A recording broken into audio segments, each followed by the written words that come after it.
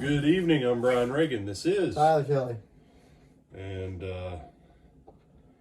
Tyler Crash Car Derby Tyler. Mm-hmm. Tonight we're in Exodus 32, verses 1 through 6, the famed golden calf incident. Now when the people saw that Moses delayed coming down from the mountain, the people gathered together to Aaron and said to him, "Come, make us gods that shall go before us. For as for this Moses, the man who brought us up out of the land of Egypt, we do not know what has become of him." And Aaron said to them, "Break off the golden earrings which are in the ears of your wives, your sons, and your daughters, and bring them to me." So all the people broke off the golden earrings that were in their ears and brought them to Aaron. And he received the gold from their hand, and he fashioned it with an engraving tool, and molded a golden calf. Then they said, "This is your God, O Israel, that has brought you out of the land of Egypt."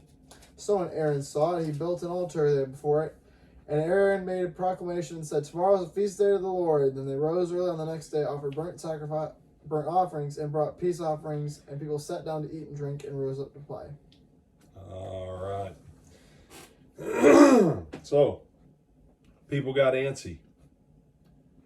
Just because things aren't happening on your timeline doesn't mean things aren't happening. You say, wait a second, this sounds like, there's some stuff that kind of probably ties with this morning. Aaron, of everybody who should have had enough sense, should have been Aaron. Watch out. Watch out when you cave to public opinion. Okay? Aaron caves to him. Makes this golden calf. And he says to the people, "These are your gods." So probably a central calf and some other little mini calves. But these are your gods, O Israel, who brought you up out of the land of Egypt.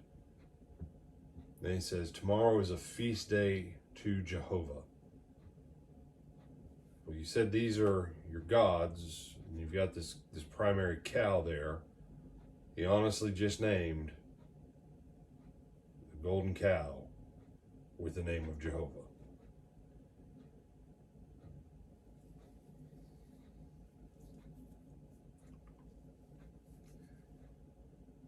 If you can't put people on the path of righteousness, at least don't put them on the path of damnation. People will go back and forth, as you and I both know, Tyler. Tyler and I saw and made ourselves read a journal. The journal, the whole issue of that journal was basically devoted to the great leadership skills of Aaron. And I'm not sure how someone got all those points still. Because this is the opposite of leadership. If you aren't going to help people to lead them onto a path of doing better and doing right, at least don't lead them onto a path to their own damnation. Mm-hmm. If you want to go to hell, go to hell. That's your choice. If you want to go to heaven. That's your choice. But don't put other people on the path of hell. Especially when you are part of the team that's supposed to be putting them on the path toward the promised land. Mm-hmm. So, the result of their feast to the Lord was to break every single one of the 10 Commandments. Quite literally. Quite literally. Just boom, one shot. So, don't be that kind of bad guy.